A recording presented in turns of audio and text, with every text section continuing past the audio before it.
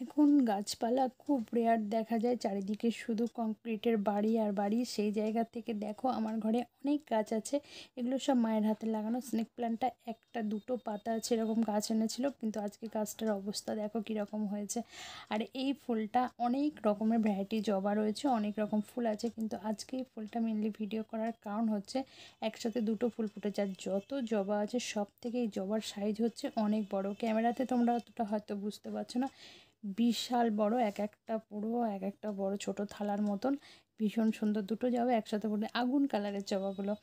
আর এইখানে দেখো গাছটা কি দারুণ হয়েছে, পুরো বনসাই গাছের মতন হয়ে গেছে, একদম নিচে ঝুলে গেছে গাছের ডালগুলো।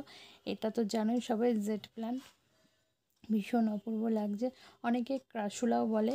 আর এটা হচ্ছে স্নেক প্ল্যান্টেরই ছোট, যে ঘর টাইপের ছোট হয়, এগুলো কিন্তু বড় হয় না। পুরো একটা গাছ নিয়ে গেছিলো, আমি নৈহাটিতেই কিনে নিয়ে গেছিলাম, সেটা দেখো এখন পুরো টব ভরে গেছে।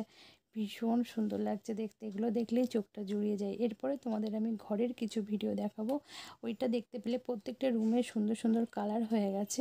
এরপরে কালারের পরে যেগুলো করেছি দেখো, ওয়াল পেন্টিং করেছি, এগুলো সমস্ত আমি করেছি। এই ওয়ালটা পেন্টিং করেছে আমার ভাই, আমি ওকে হেল্প করেছি। তারপরে তোমাদের সিঁড়িগুলো দেখাবো, যেগুলো সম্পূর্ণ আমি নিজেই করেছি।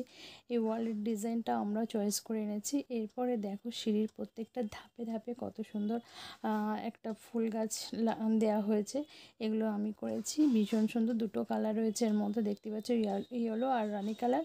তো একটু হেজি চলে এসেছে ভিডিওটা, ছবিগুলো কিন্তু ভীষণ সুন্দর লাগছে দেখতে। ঘরটা পুরো ডেকোরেশন চেঞ্জ করে ফেলেছি।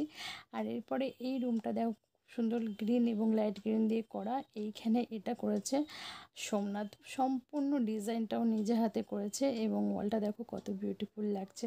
তো ভিডিও কেমন লাগছে অবশ্যই ভালো লাগলে লাইক করে দিও, চ্যানেলে তাহলে সাবস্ক্রাইব করে দিও। টাটা।